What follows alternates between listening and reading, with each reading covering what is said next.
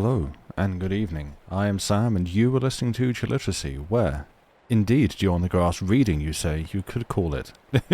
A novel concept. No, anyway. Hi, welcome in. So though, kicking things off with just a terrible joke. Hi, how are we doing? Yeah, this is, how? Okay, sorry. I'm already dropping frames. I literally made changes to my settings so that they are equivalent with the other channel that I stream on, where I don't drop frames. For some reason, like is this channel cursed? Where in my settings? Okay, we're not going to make the whole stream this, but I'm going to make a little bit of my stream. Why? Like, I'm even, so I've changed settings, because we were, 1280 by 720 at 30 FPS, just to try and make things lighter. But apparently, no. Dave was having some problems too. Maybe it's just a Twitch thing. Well, but it's just like, I don't know. I don't know what I can keep doing. Yeah, I don't know why this keeps happening on this channel. It annoys me, is really that's what it comes down to. It bothers me. I don't like it, and it's a problem that I wish to solve. But I finish a lot of sentences with "but." It's how I keep things interesting. And we've got some short stories to read for you. I say me. I have some short stories to read for you. Once again from M.R. James. I guess what's really happened is I've realised I've had this book on my shelf for a while, and it's got quite a lot of short stories in it. And so I thought that I would get through some of them. And there's actually still quite a few more to go. Well, say quite a few. About a third, maybe, give or take. Filtering out some that, I'll probably start reading and then go, nah, not this. But, yeah, we have four. There we go. There's that word again. Now, you see, now I'm self-conscious. Well, conscious of it, not self-conscious. It's not my word. A word. Damn. I've been assassinated. But yeah, got some stories to read for you tonight. But first of all, Joey wants to come in, so everyone say hello to the cat.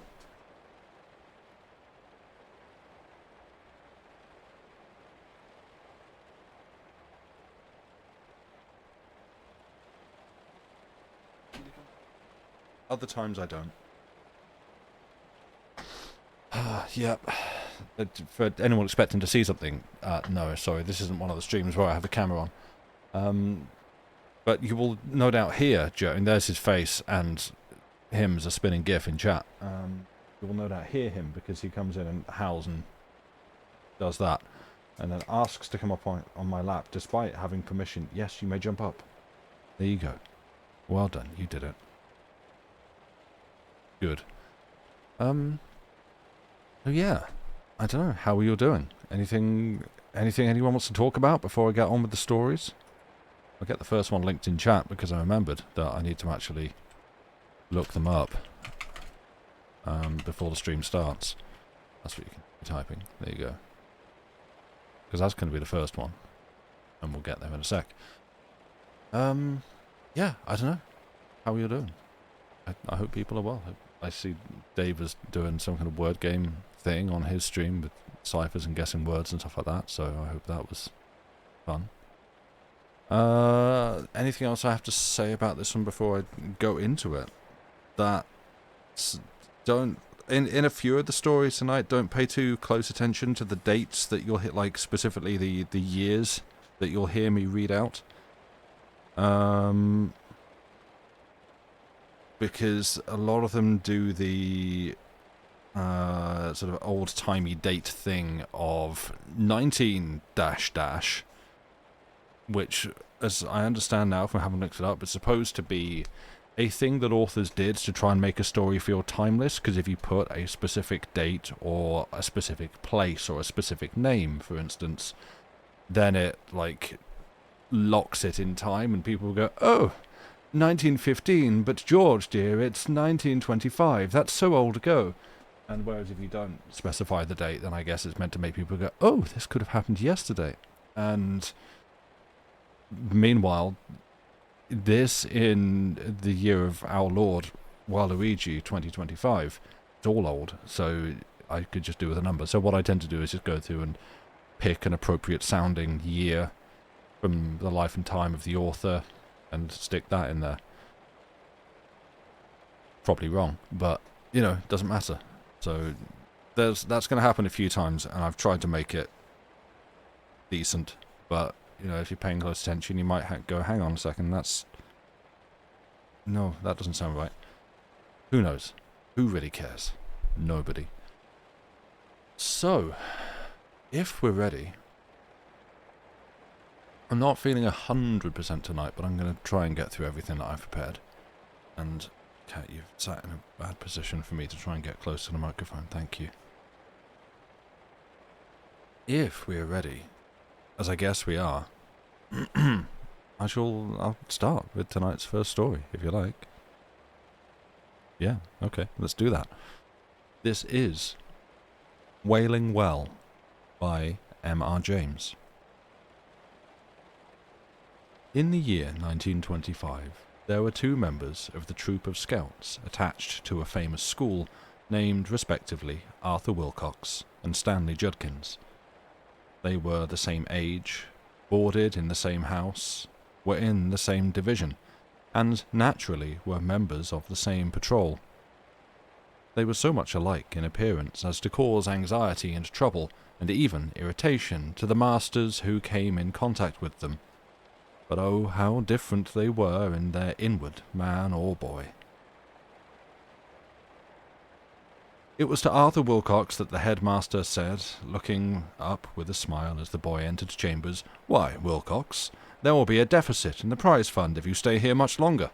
Here, take this handsomely bound copy of the life and works of Bishop Ken, and with it my hearty congratulations to prove yourself and your excellent parents." To prove it? No, sorry, that was a word from... Sorry, I'm struggling already. "My hearty congratulations to yourself and your excellent parents." It was Wilcox again whom the provost noticed as he passed through the playing fields and, pausing for a moment, observed to the vice-provost, "That lad has a remarkable brow." "Indeed, yes," said the vice-provost. "It denotes either genius or water on the brain." As a scout, Wilcox secured every badge and distinction for which he competed. The cookery badge, the map-making badge, the life-saving badge, the badge for picking up bits of newspaper, the badge for not slamming the door when leaving pupil room, and many others. Of the life-saving badge I may have a word to say when we come to treat of Stanley Judkins. You cannot be surprised to hear that Mr. Hope Jones added a special verse to each of his songs in commendation of Arthur Wilcox, or that the lower master burst into tears when handing him the Good Conduct Medal in its handsome claret-coloured case, the medal which had been unanimously voted to him by the whole of third form. Unanimously, did I say? I am wrong. There was one dissentient, Judkins minor, who said that he had excellent reasons for acting as he did. He shared, it seems, a room with his major.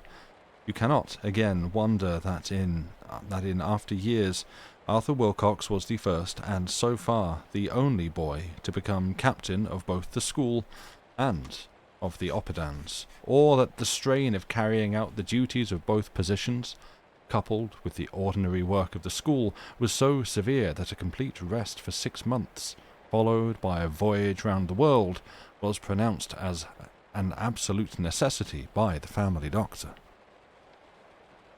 It would be a pleasant task to trace the steps by which he attained the giddy eminence he now occupies. But for the moment enough of Arthur Wilcox. Time presses, and we must turn to a very different matter. The career of Stanley Judkins. Judkins Major. Stanley Judkins, like Arthur Wilcox, attracted the attention of the authorities, but in quite another fashion. It was to him that the lower master said, with no cheerful smile, "What, again, Judkins? A very little persistence in this course of conduct, my boy, and you will have cause to regret that you ever entered this academy. There, Take that, and think yourself very lucky you don't get that and that. It was Judkins, again, whom the Provost had cause to notice as he passed through the playing fields, when a cricket ball struck him with considerable force on the ankle, and a voice from a short way off cried, "Thank you, cut over." "I think," said the Provost, pausing for a moment to rub his ankle, that boy had better fetch his cricket ball for himself." "Indeed, yes," said the Vice Provost, "and if he comes within reach I will do my best to fetch him something else." As a scout, Stanley Judkins secured no badge save those which he was able to abstract from members of other patrols. In the cookery competition he was detected trying to introduce squibs into the Dutch oven of the next-door competitors. In the tailoring competition he succeeded in sewing 2 boys together very firmly, with disastrous effects when they tried to get up. For the tidiness badge he was disqualified, because, in the midsummer school time, he chanced to be hot. Which chanced to be hot, he could not be dissuaded from sitting with his fingers in the ink, as he said, for coolness' sake. For one piece of paper which he picked up, he must have dropped at least 6 banana skins or orange peels. Aged women, seeing him approaching, would beg him with tears in their eyes not to carry their pails of water across the road. They knew too well what the result would inevitably be. But it was in the life-saving competition that Stanley Judkins' conduct was most blamable and had the most far-reaching effects. The practice, as you know, was to throw a selected lower boy of suitable dimensions, fully dressed, with his hands and feet tied together, into the deepest part of Cuckoo Weir, and to time the scout whose turn it was to rescue him. On every occasion, when he was entered for this competition, Stanley Judkins was seized, at the critical moment, with a severe fit of cramp which caused him to roll on the ground and utter alarming cries. This naturally distracted the attention of those present from the boy in the water, and had it not been for the presence of Arthur Wilcox, the death toll would have been a heavy one. 1 second, Joey is again doing things that I wish he wouldn't, and risking an assassination attempt on my laptop or HDMI cables. Please, buddy, why do you have to do this? Why this now? Please stop. Please pick another part of the room to go and occupy. Right? He's climbing up onto the window ledge, which is specifically a part that is difficult to access, so that he can then jump down the full force of his little cat weight focused through his front feet. Laptop's 9025, yes, exactly. But eaten, no less. On every occasion when he was entered for this competition, Stanley Judkins was seized, at the critical moment, with a severe fit of cramp, which caused him to roll on the ground and utter alarming cries. This naturally distracted the attention of those present from the boy in the water, and had it not been for the presence of Arthur Wilcox, the death toll would have been a heavy one. As it was, the lower master found it necessary to take a firm line and say that the competition must be discontinued. It was in vain that Mr. Beasley Robinson represented to him that in 5 competitions only 4 lower boys had actually succumbed. The lower master said that he would be the last to interfere in any way with the work of the scouts, but that 3 of these boys had been valued members of his choir, and both he and Dr. Lay felt that the inconvenience caused by the losses outweighed the advantages of the competitions. Besides, their correspondence with the parents of these boys had become annoying, and even distressing. They were no longer satisfied with the printed form which he was in the habit of sending out, and more than one of them had actually visited Eton and taken up much of his valuable time with complaints. So the life-saving competition is now a thing of the past. In short, Stanley Judkins was no credit to the Scouts, and there was talk on more than one occasion of informing him that his services were no longer required. This course was strongly advocated by Mr. Lambert, but in the end milder counsels prevailed, and it was decided to give him another chance. So it is that we find him at the beginning of the midsummer holidays of 1925 at the Scouts' camp in the beautiful districts of Warbarrow Bay in the country of Dorset. But that was another part where I had to make some notes to myself. And I can't read my own pencil handwriting. It was a lovely morning, and Stanley Judkins and one or two of his friends, for he still had friends, lay basking on the top of the down. Stanley was lying on his stomach with his chin propped on his hands, staring into the distance. "I wonder what that place is," he said. "Which place?" said one of the others. "That sort of clump in the middle of the field down there." "Oh, how should I know what it is?" "What do you want to know for?"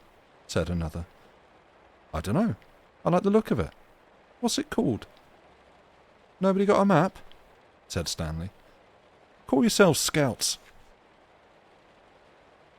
"Here's a map all right," said Wilfred Pipsqueak, ever resourceful, "and there's a place marked on it. But it's inside the red ring. We can't go there." "Who cares about a red ring?" said Stanley. "It's got no name on your silly map." "Well, you can ask this old chap what it's called if you're so keen to find out." This old chap was an old shepherd who had come up and was standing behind them. "Morning, young gents," he said. "You've got a fine day for your doings, ain't you?" "Yes, thank you," said Algernon de Montmorency, with native politeness. "Can you tell us what that clump over there's called, and what's that thing inside it?" "Course I can tell you," said the shepherd. "That's Wailing Well, that is. But you ain't got no call to worry about that." "Is there a well in there?" said Algernon. "Who uses it?" The shepherd laughed. "Bless you," he said. There ain't from a man to a sheep in these parts uses Wailing Well, nor haven't done all the years I've lived here." "Well, there'll be a record broken today, then," said Stanley Judkins, "because I shall go and get some water out of it for tea." "Sakes alive, young gentleman," said the shepherd in a startled voice. "Don't you get to talking that way. Why, ain't your masters give you notice not to go by there? They ought to have done." "Yes, they have," said Wilfred Pipsqueak. "Shut up, you ass," said Stanley Judkins. "What's the matter with it? Isn't the water good? Anyhow, if it's boiled, it would be all right." "I don't know as there's anything much wrong with the water," said the shepherd. "All I know is my dog wouldn't go through that field, let alone me or anyone else that's got a morsel of brains in their heads." "More fool them," said Stanley Judkins, at once rudely and ungrammatically. "Whoever took any harm going there?" he added. 3 women and a man," said the shepherd gravely. "Now just you listen to me. I know these here parts and you don't, and I can tell you this much. For these 10 years last past there ain't been a sheep fed in that field, nor a crop raised off of it. And it's good land, too. You can pretty well see from here what a state it's got into, with brambles and suckers and trash of all kinds. You've got a glass, young gentleman," he said to Wilfred Pipsqueak. "You can tell with that, anyway." "Yes," said Wilfred, "but I see there's tracks in it. Someone must go through it sometimes." "Tracks," said the shepherd. "I believe you. 4 tracks, 3 women and a man." "What do you mean, 3 women and a man?" said Stanley, turning over for the first time and looking at the shepherd. He had been talking with his back to him till this moment. He was an ill-mannered boy. "Mean? Why, what I says. 3 women and a man." "Who are they?" asked Algernon. "Why do they go there?" "There's some perhaps could tell you who they was," said the shepherd. "But it was afore my time they come by their end. And why they goes there still is more than the children and men can tell. Except I've heard they was all bad uns when they was alive." "By George, what a rum thing!" Algernon and Wilfred muttered. But Stanley was scornful and bitter. "Why, you don't mean they're deaders? What rot! You must be a lot of fools to believe that. Who's ever seen them, I'd like to know?" "I've seen 'em, young gentleman," said the shepherd. "Seen 'em from nearby on that bit of down. And my old dog, if he could speak, he'd tell you he's seen 'em same time. About 4 o'clock of the day it was. Much such a day as this. I see 'em, each one of 'em, come peering out of the bushes and stand up, and work their way slow by them tracks, towards the trees in the middle where the well is." "And what were they like? Do tell us," said Algernon and Wilfred eagerly. "Rags and bones, young gentleman. All four of 'em. Flutter and Rags and Whitey Bones. It seemed to me as if I could hear 'em clacking as they got along. Very slow they went, and looking from side to side." "What were their faces like? Could you see?" "They hadn't much to call faces," said the shepherd, "but I could seem to see as they had teeth." "Law!" said Wilfred. "And what did they do when they got to the trees?" "I can't tell you that, sir," said the shepherd. "I wasn't for staying in that place, and if I had been, I was bound to look out for me old dog. He'd gone. Such a thing he never done before as leave me. But gone he had, and when I came up with him by the end, he was in the state he didn't know me, and was fit to fly at me throat. But I kept talking to him, and after a bit he remembered my voice and came creeping up like a child asking pardon. I never want to see him like that again, nor yet no other dog." The dog, who had come up and was making friends all around, looked up at his master and expressed agreement with what he was saying very fully. The boys pondered for some moments on what they had heard, after which Wilfred said, "And why is it called Wailing Well?" "If you was round here at dusk of a winter's evening, you wouldn't want to ask why," was all the shepherd said. "Well, I don't believe a word of it," said Stanley Judkins, "and I'll go there next chance I get. Blowed if I don't." "And you won't be ruled by me," said the shepherd, "nor yet by your masters as warned you off. Come now, young gentleman, you don't want for sense, I should say. What should I want telling you a pack of lies? It ain't sixpence to me anyone going in that field, but I wouldn't like to see a young chap snuffed out like in his prime." "I expect it's a lot more than sixpence to you," said Stanley. "I expect you've got a whisky still or something in there, and want to keep other people away. Rot, I call it. Come on back, you boys." So they turned away. The two others said, "Good evening," and "Thank you," to the shepherd, but Stanley said nothing. The shepherd shrugged his shoulders and stood where he was, looking after them rather sadly. On the way back to the camp, there was great argument about it all, and Stanley was told as plainly as he could be told all the sorts of fools he would be if he went to the Wailing Well. That evening, among other notices, Mr. Beasley Robinson asked if all maps had got the red ring marked on them. "Be particular," he said, "not to trespass inside it." Several voices, among them the sulky one of Stanley Judkins, said, "Why not, sir?" "Because not," said Mr. Beasley Robinson, "and if that isn't enough for you, I can't help it." He turned and spoke to Mr. Lambert in a low voice, and then said, "I'll tell you this much. We've been asked to warn scouts off that field. It's very good of the people to let us camp here at all, and the least we can do is oblige them. I'm sure you'll agree to that." Everybody said, "Yes, sir," except Stanley Judkins, who was heard to mutter, "Oblige them, be blowed." Early in the afternoon of the next day, the following dialogue was heard. "Wilcox, is your tent there? Is all your tent there?" "No, sir, Judkins isn't." "That boy is the most infernal nuisance ever invented. Where do you suppose he is?" "I haven't any idea, sir." "Does anybody else know?" "Sir, I shouldn't wonder if he's gone to the Wailing Well." "Who's that? Pipsqueak? What's the Wailing Well?" "Sir, it's that place in the field by... Well, sir, it's in a clump of trees in a rough field." "Do you mean inside the Red Ring?" "Good heavens! What makes you think he's gone there?" "Why, he was terribly keen to know about it yesterday, and we were talking to a shepherd man, and he told us a lot about it and advised us not to go there. But Judkins didn't believe him and said he meant to go." "Young ass!" said Mr. Hope Jones. "Did he take anything with him?" "Yes, I think he took some rope and a can. We did tell him he'd be a fool to go." "Little brute! What the deuce does he mean by pinching stores like that?" "Well, come along, you three. We must go after him." You can't keep... Sorry, why can't people keep the simplest orders? What was it the man told you? No, don't wait. Let us have it as we go along. And off they started. Algernon and Wilfred talking rapidly, and the other two listening with growing concern.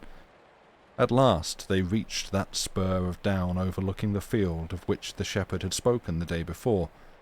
It commanded the place completely. The well inside the clump of bent and gnarled Scotch firs was plainly visible, and so were the 4 tracks winding about among the thorns and rough growth. It was a wonderful day of shimmering heat. The sea looked like a floor of metal. There was no breath of wind. They were all exhausted when they got to the top, and flung themselves down on the hot grass. "Nothing to be seen of him yet," said Mr. Hope Jones, "but we must stop here a bit. You're done up, not to speak of me. Keep a sharp lookout," he went on after a moment. "I thought I saw the bushes stir." "Yes," said Wilcox, "so did I. Look." "No, that can't be him. It's somebody, though, putting their head up, isn't it?" "I thought it was, but I'm not sure." Silence for a moment. Then, "That's him, sure enough," said Wilcox, "getting over the hedge on the far side. Don't you see? With a shiny thing. That's the can you said he had."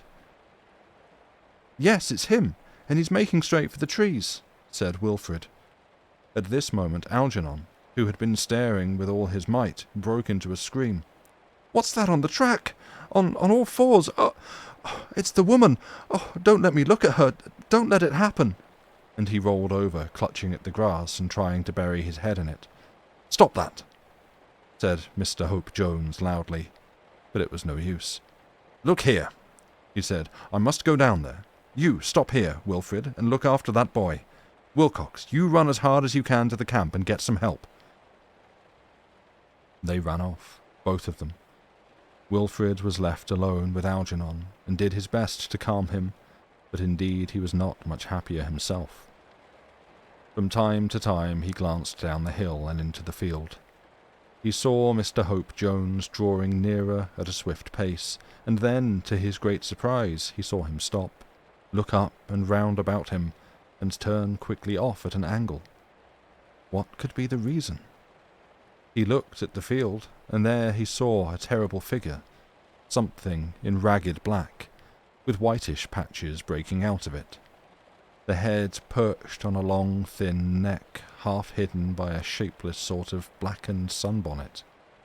The creature was waving thin arms in the direction of the rescuer who was approaching, as if to ward him off. And between the two figures the air seemed to shake and shimmer as he had never seen it. And as he looked, he began himself to feel something of a waviness and confusion in his brain, which made him guess what might be the effect on someone within closer range of the influence. He looked away hastily, to see Stanley Judkins making his way pretty quickly towards the clump, and in proper scout fashion, evidently picking his steps with care to avoid treading on snapping sticks or being caught by arms of brambles. Evidently, though he saw nothing, he suspected some sort of ambush and was trying to go noiselessly. Wilfred saw all that, and he saw more too. With a sudden and dreadful sinking at the heart, he caught sight of someone among the trees, waiting. And again of someone, another of the hideous black figures, working slowly along the track from the other side of the field, looking from side to side, as the shepherd had described it. Worst of all, he saw a fourth, unmistakably a man this time, rising out of the bushes a few yards behind the wretched Stanley, and painfully, as it seemed, crawling onto the track. On all sides, the miserable victim was cut off. Wilfred was at his wit's end. He rushed at Algernon and shook him. "Get up!" he said. "Yell! Yell as loud as you can! Oh, if we'd got a whistle!" Algernon pulled himself together. "There's one," he said. "Wilcox's. He must have dropped it." So he whistled. The other screamed. In the still air the sound carried. Stanley heard, He stopped, he turned round, and then, indeed, a cry was heard more piercing and dreadful than any of the boys on the hill could raise.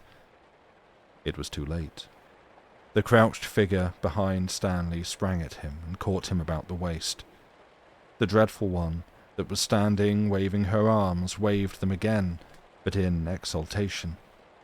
The one that was lurking among the trees shuffled forward, and she too stretched out her arms as if to clutch at something coming her way, and the other, farthest off, quickened her pace and came on, nodding gleefully. The boys took it all in an instant of terrible silence, and hardly could they breathe as they watched the horrid struggle between the man and his victim. Stanley struck with his can, the only weapon he had. The rim of a broken black hat fell off the creature's head and showed a white skull with stains that might be wisps of hair. By this time one of the women had reached the pair and was pulling at the rope that was coiled about Stanley's neck. Between them they overpowered him in a moment. The awful screaming ceased, and then the three passed within the circle of the clump of firs. Yet, for a moment, it seemed as if rescue might come. Mr. Hope Jones, striding along quickly, suddenly stopped, turned, seemed to rub his eyes, and then started running towards the field. More, the boys glanced behind them and saw not only a troop of figures from the camp coming over the top of the next down, but the shepherd running up the slope of their own hill. They beckoned, they shouted, they ran a few yards towards him and then back again. He mended his pace. Once more the boys looked towards the field. There was nothing. Or was there something among the trees? Why was there a mist about the trees? Mr. Hope Jones had scrambled over the hedge and was plunging through the bushes. The shepherd stood beside them, panting. They ran to him and clung to his arms. "They've got him, in the trees," was as much as they could say, over and over again. "What? Do you tell me he's gone in there after all I said to him yesterday?" "Oh, poor young thing, poor young thing." He would have said more, but other voices broke in. The rescuers from the camp had arrived. A few hasty words, and all were dashing down the hill. They had just entered the field when they met Mr. Hope Jones. Over his shoulder hung the corpse of Stanley Judkins. He had cut it from the branch to which he found it hanging, waving to and fro. There was not a drop of blood in the body. On the following day, Mr. Hope Jones sallied forth with an axe and with the expressed intention of cutting down every tree in the clump and of burning every bush in the field. He returned with a nasty cut in his leg and a broken axe helve. Not a spark of fire could he light, and on no single tree could he make the least impression. I have heard that the present population of the Wailing Well field consists of 3 women, a man, and a boy. The shock experienced by Algernon de Montmorency and Wilfred Pipsqueak was severe. Both of them left the camp at once, and the occurrence undoubtedly cast a gloom, if but a passing one, on those who remained. One of the first to recover his spirits was Judkins minor. Such, gentlemen, is the story of the career of Stanley Judkins, and of a portion of the career of Arthur Wilcox. It has, I believe, never been told before. If it has a moral, the moral is, I trust, obvious. If it has none, I do not well know how to help it. The end.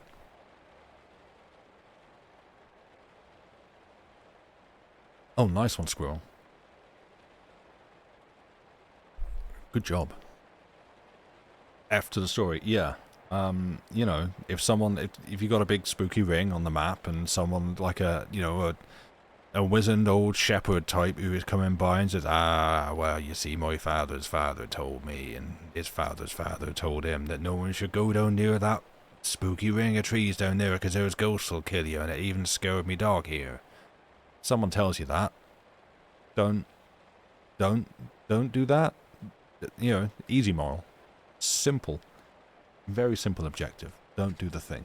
I don't know. It's I feel like there's a little bit of it at times, almost a little bit of like the Mark Twain kind of tongue-in-cheek writing going on in this one, like talking about the life-saving swimming challenge and how they like basically pick the smallest boy, tie him up, toss him in a river, and then time how long it takes someone else to get him out. And being like, well, you know, they only lost like 3, and the guy who had to write the letters to the parents was getting very tired of them coming in and wasting his time to complain about how their child had died. Like, there's that, some of that felt a little bit like Mark Twain sarcasm. I don't know. But, you know, start things off with a moral story about don't go down to the spooky trees and interfere with the Wailing Well, otherwise you're also going to become a ghost like them there ghosts there, and they'll kill you. So that was Wailing Well. Next, what was I going to do next? I was going to do a Neighbour's landmark? Yeah. Oh.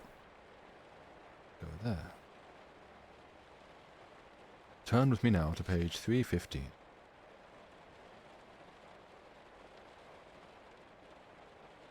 Oh, yeah. Keep an eye out in this one. An eye out, an ear out, you know, whatever you're using. Don't do the thing, listen to the shepherd. What's that thing creeping? Somebody should stop it. Yes, exactly, Arian. Thank you. Thank you for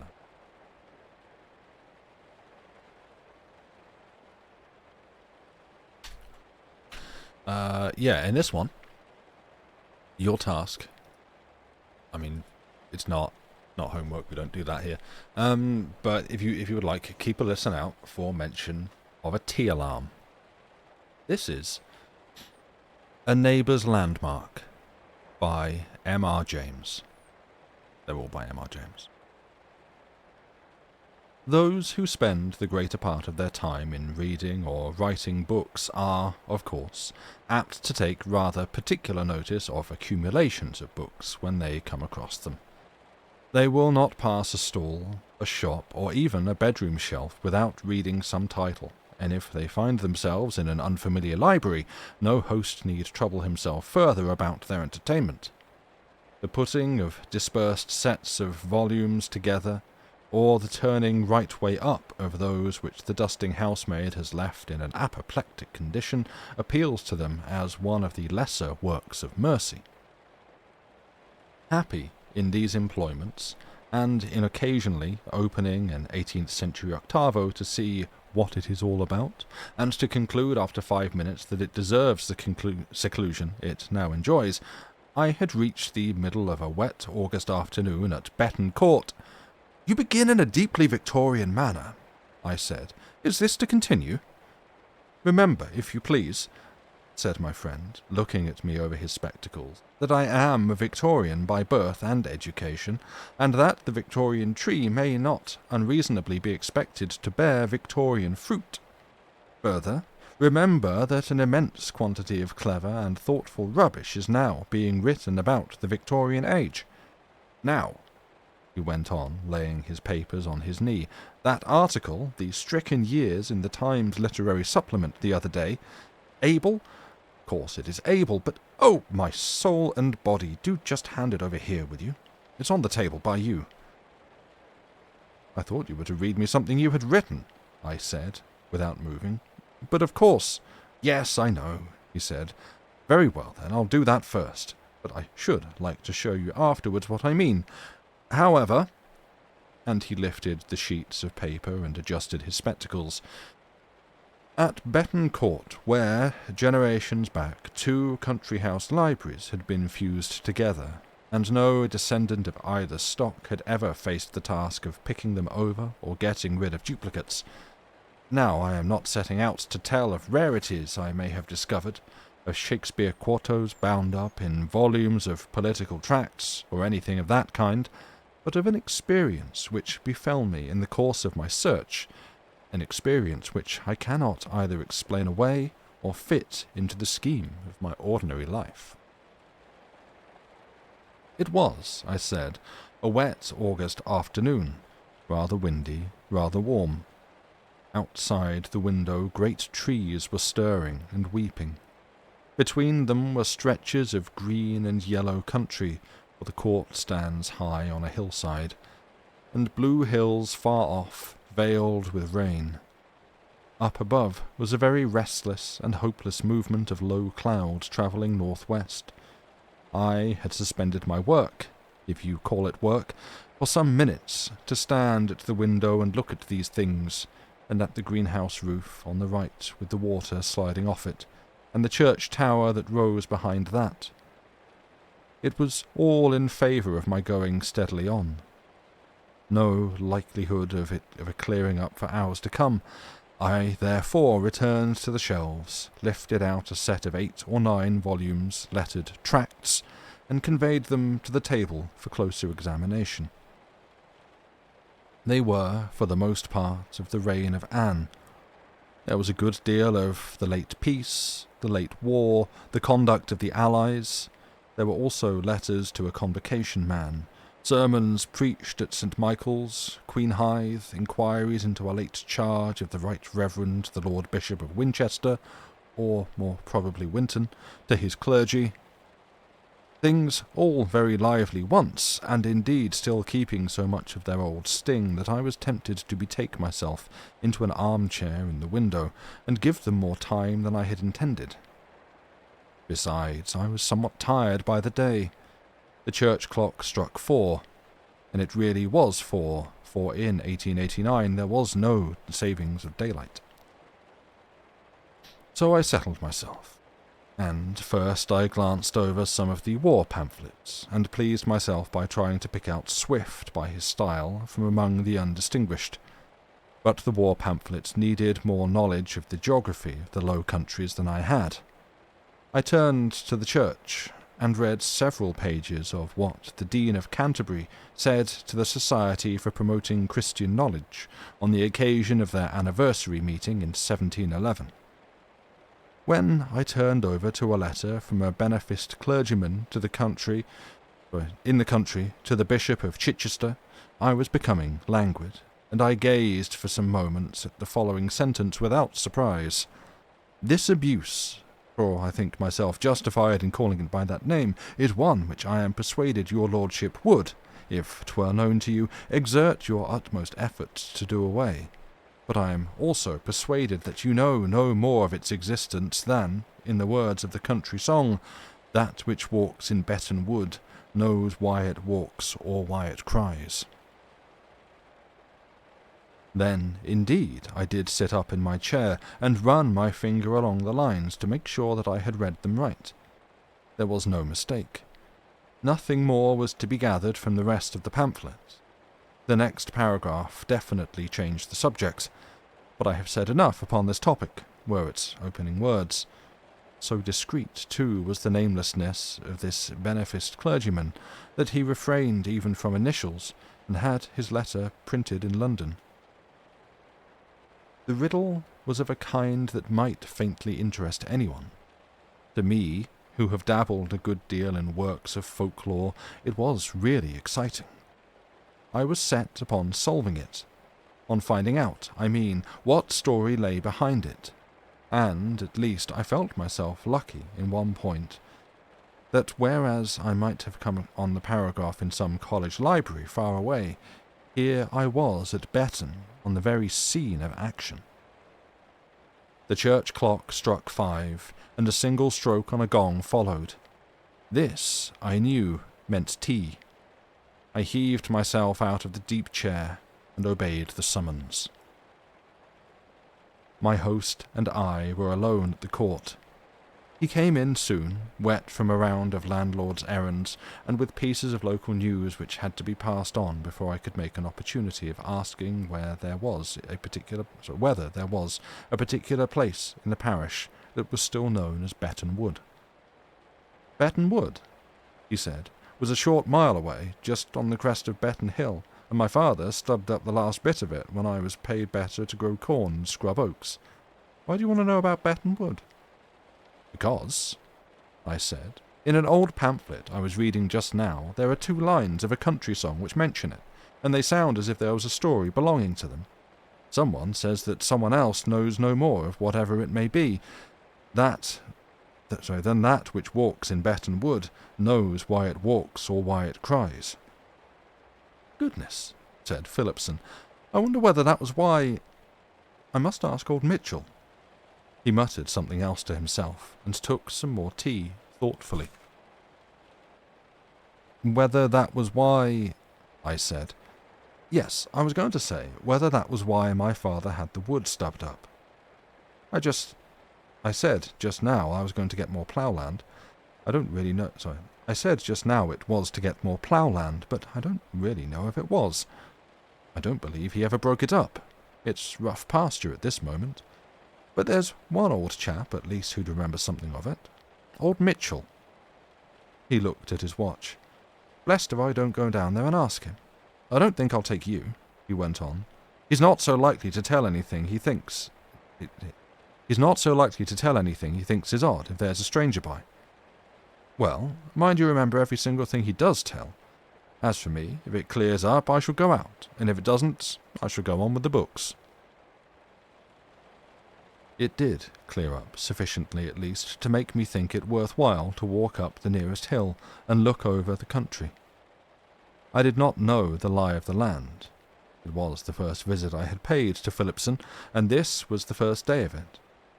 So I went down the garden and through the wet shrubberies with a very open mind, and offered no resistance to the indistinct impulse.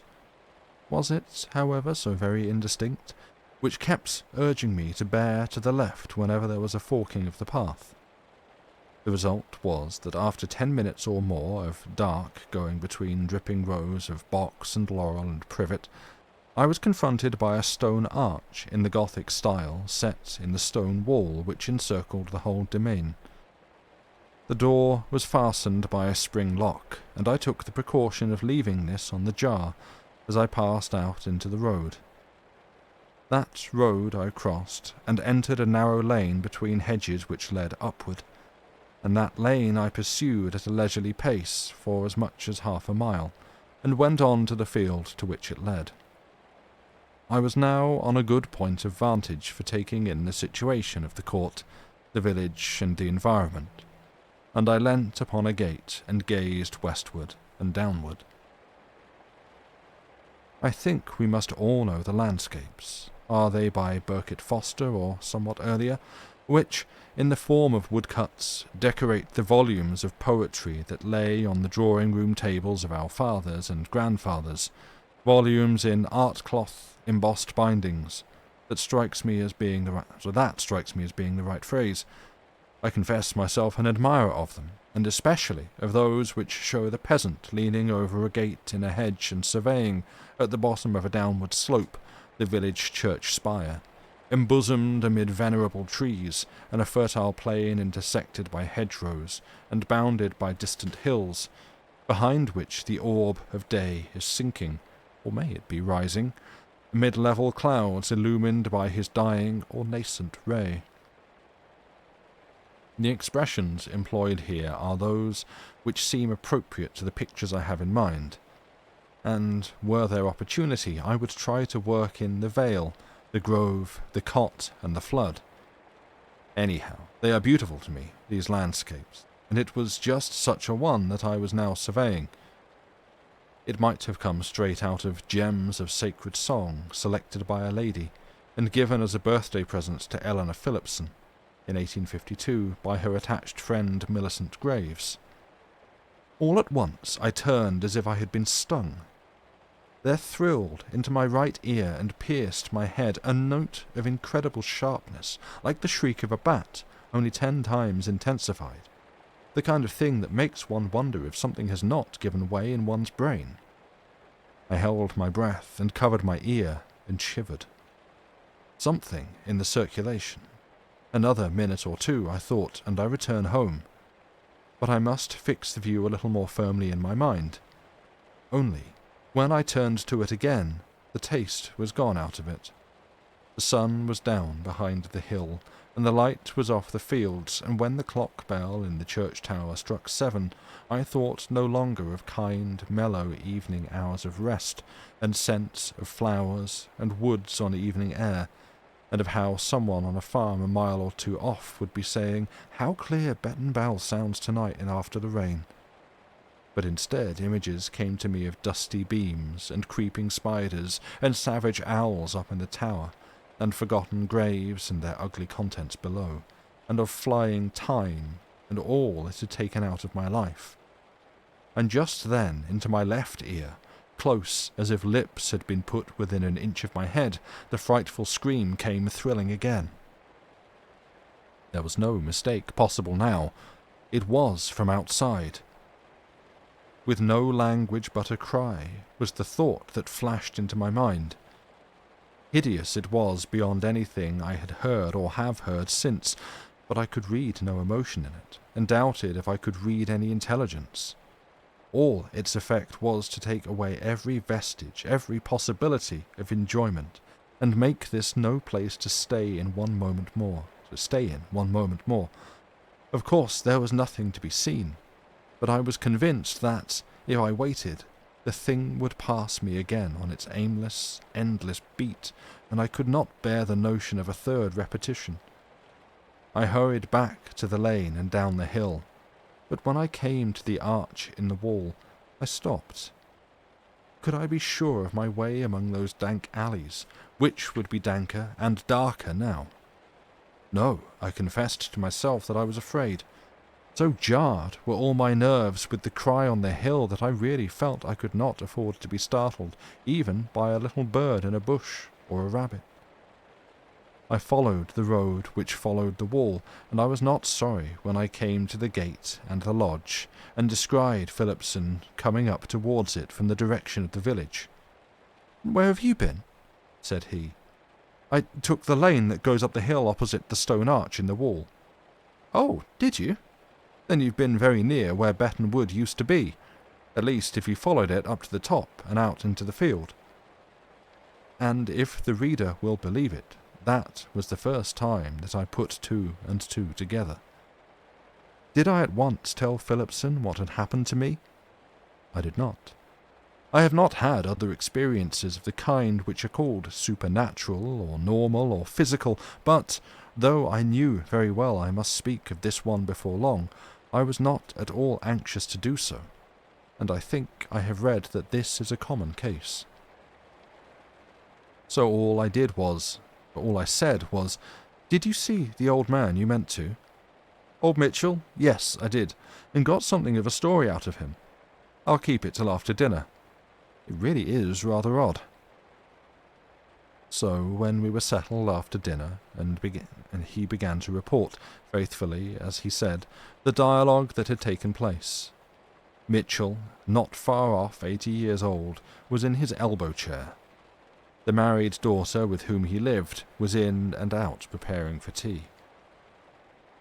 After the usual salutations, "Mitchell, I want you to tell me something about the wood." "What wood's that, Master Reginald?" "Betton Wood. Do you remember it?" Mitchell slowly raised his hand and pointed an accusing forefinger. "It were your father done away with Betton Wood, Master Reginald, I can tell you that much." "Well, I know it was, Mitchell. You needn't look at me as if it were my fault." "Your fault? No, I says it were your father done it before your time." "Yes, and I dare say if the truth was known, it was your father that advised him to do it, and I want to know why." Mitchell seemed a little amused. "Well," he said, "my father were woodman to your father and your grandfather before him, and if he didn't know what belongs to his business, he'd ought to done. And if he did give advice that way, I suppose he might have had his reasons, mightn't he now?" "Of course he might, and I want you to tell me what they were." "Well now, Master Reginald, what makes you think as I know what reasons might have been I don't know how many years ago?" "Well, to be sure, it is a long time, and you might easily have forgotten, if ever you knew. Suppose the only thing is for me to go and ask old Ellis what he can recollect about it." That's had the effect I hoped for. Old Ellis, he growled. First time ever I hear anyone say old Ellis for any use for any purpose. I should have thought you'd know better than that, yourself, Master Reginald. What do you suppose old Ellis can tell you better than what I can about betting wood? And what call have he got to be put afore me, I should like to know? His father weren't woodman on the place. He were ploughman, and that's what he was. And so anyone could tell you what knows, anyone could tell you that, I says. Just so, Mitchell. But if you know all about betting wood and won't tell me, why I must do the next best thing I can, and try to get it out of somebody else. And old Ellis has been on the place very nearly as long as you have. That he ain't, not by 18 months. Who says I wouldn't tell you nothing about the wood? I ain't no objection, only it's a funny kind of tale, and 'tain't right to my thinking. It should be all about the parish. You, Lizzie, do you keep in the kitchen a bit? Me and Master Reginald wants to have a word or two in private. But one thing I'd like to know, Master Reginald, what come to put you upon asking about it today? Oh, well, I happened to hear of an old saying about something that walks in Betton Wood, and I wondered if that had anything to do with its being cleared away, that's all. Well, you was in the right, Master Reginald, however you come to hear of it, and I believe I can tell you the rights of it better than anyone in this parish, let alone old Ellis. You see, it came about this way, that the shortest road to Alan's farm laid through the wood, and when we was little, my poor mother, she used to go so many times in the week to the farm to fetch a quart of milk, because Mr. Allen, what had the farm then, under your father, he was a good man, and anyone that had a young family to bring up, he was willing to allow him so much in the week. But never you mind about that now. My poor mother, she never liked to go through the wood, because there was a lot of talk in the place, and sayings like what you spoke about just now. But every now and again, when she happens to be late with her work, she'd have to take the short road through the wood, and as sure as ever she did, she'd come home in a rare state. I remember her and my father talking about it, and he'd say, "Well, but it can't do you no harm, Emma." And she'd say, "Oh, but you haven't an idea of it, George. Why, it went right through my head," she says, "and I came over all bewildered like, and as if I didn't know where I was. You see, George," she says, If it ain't as if you was about there in the dusk. You always goes there in the daytime now, don't you?" And he says, "Why, to be sure I do. Do you take me for a fool?" And so they go on. And time passed by, and I think it wore out, because, you understand, it warn't no use to go for the milk not till the afternoon, and she wouldn't never send none of us children instead, for fear we should get a fright. Nor she wouldn't tell us about it herself. "No," he says, "it's bad enough for me. I don't want no one else to go through it, nor yet hear talk about it." But one time I recollect she says, "Well, first it's a rustling light all along the bushes, coming very quick, either towards me or after me according to the time, and then there comes this scream as appears to pierce right through from one ear to the other, and the later I'm coming through, the more like I am to hear it twice over, but thanks be I never heard it the 3 times. And then I asked her, and I says, "Why, that seems like someone walking to and fro all the time, don't it?" And she says, "Yes, it do, and whatever it is she wants, I can't think." And I says, "Is it a woman, mother?" And she says, "Yes, I've heard it is a woman." Anyway, the end of it was my father, he spoke to your father and told him the wood was a bad wood. There's never a bit of game in it, and there's never a bird's nest there, he says, and it ain't no manner of use to you. And after a lot of talk, your father, he come home, and he come and see my mother about it, and he says she won't want, she won't one of these silly women as gets nervous about nothing at all, and he makes up his mind there was something in it, and after that he asked about it in the neighbourhood, and I believe he made out something and wrote it down in a paper, what very like you've got up at court, Master Reginald. And then he gave the order, and the wood was stubbed up. He'd done all the work in the daytime, I recollect, and was never there after 3 o'clock.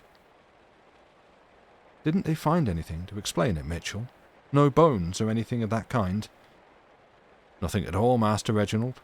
Only the mark of a hedge and ditch along the middle, much about where the quickset hedge run now. And with all the work they'd done, if there had been anyone put away there, they was bound to find him. But I don't know whether it done much good after all. People here don't seem to like the place no better than they did afore. That's about what I got out of Mitchell, said Phillipson, and as far as any explanation goes, it leaves us very much where we were. I must see if I can't find that paper. Why didn't your father ever tell you about the business? I said. He died before I went to school, you know, and I imagine he didn't want to frighten us children by any such story.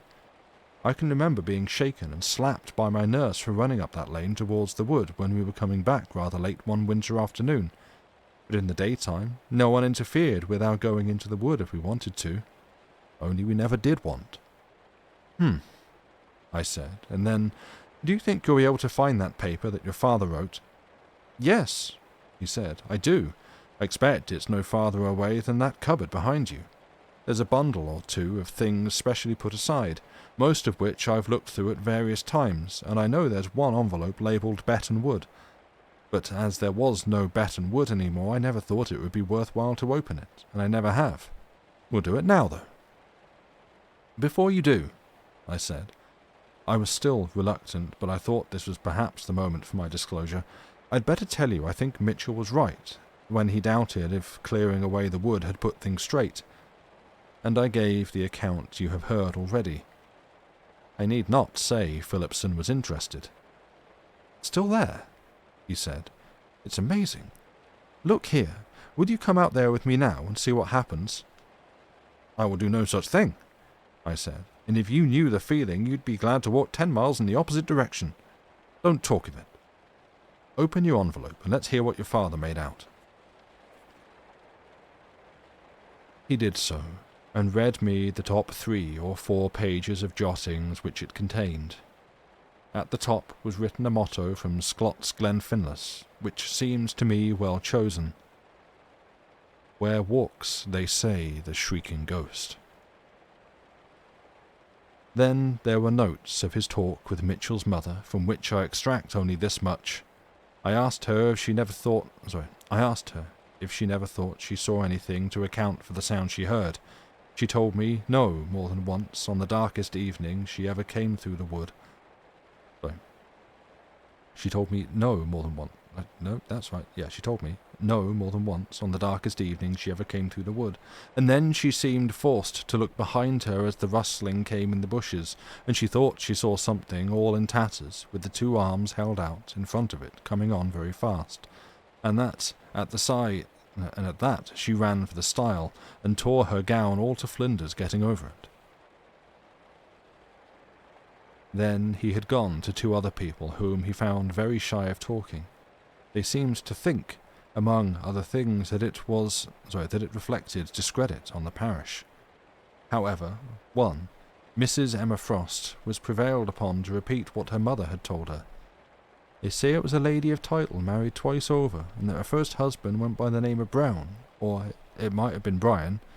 Yes, there were Bryans at the court before it came into our family, Phillipson put in.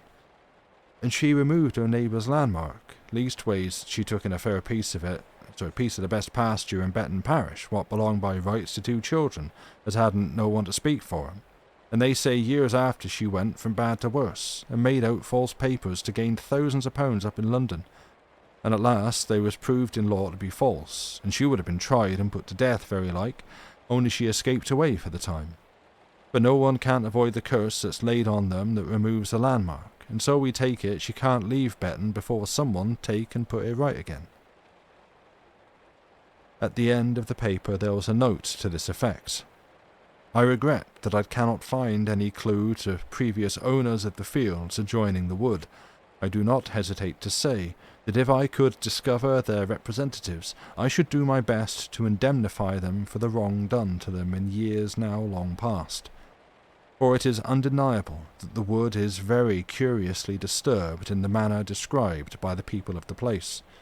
In my present ignorance alike of the extent of the land wrongly appropriated, and of the rightful owners, I am reduced to keeping a separate note of the profits derived from this part of the estate, and my custom has been to apply the sum that would represent the annual yield of about 5 acres to the common benefit of the parish and to charitable uses. and I hope that those who succeed me may see fit to continue this practice. So much for the elder Mr. Phillipson's paper. To those who, like myself, are readers of the state trials, it will have gone far to illuminate the situation. They will remember how, between the years 1678 and 1684, the Lady Ivy, formerly Theodosia Bryan, was alternately plaintiff and defendant in a series of trials in which she was trying to establish a claim against the Dean and Chapter of St. Paul's for a considerable and very valuable tract of land in Shadwell.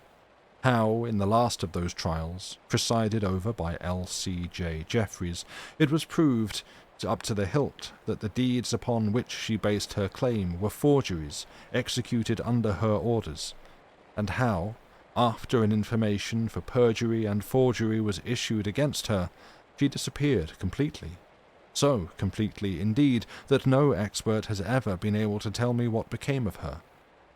Does not the story I have told suggest that she may still be heard of on the scene of one of her earlier and more successful exploits?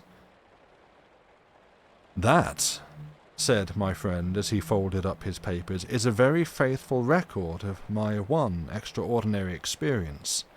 And now—" But I had so many questions to ask him, as, for instance, whether his friend had found the proper owner of the land, whether he had done anything about the hedge, whether the sounds were ever heard now, what was the exact title and date of his pamphlet, etc., etc., that bedtime came and passed without his having an opportunity to revert to the literary supplement of the Times.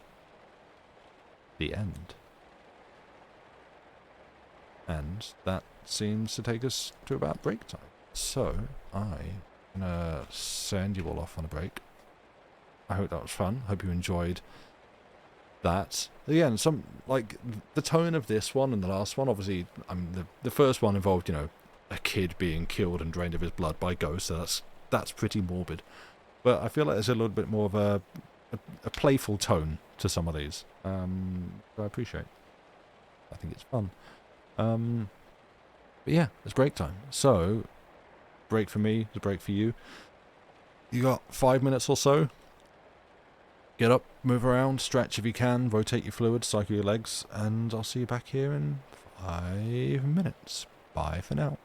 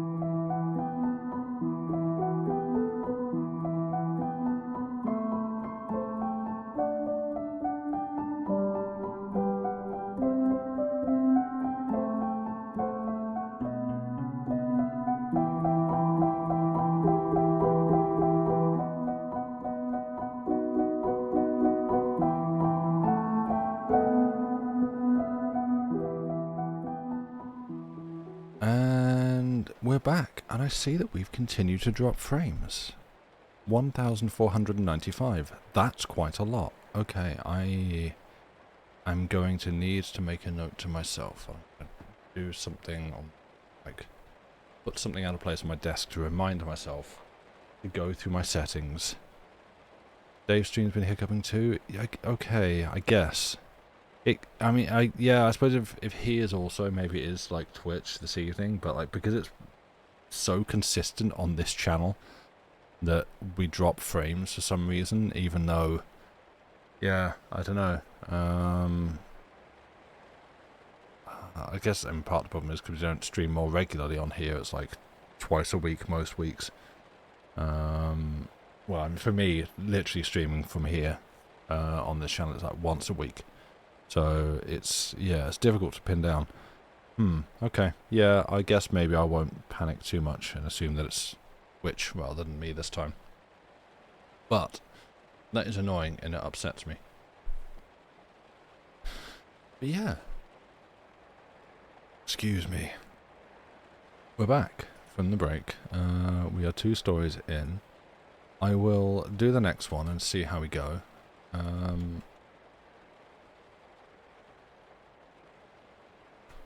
And there is your link for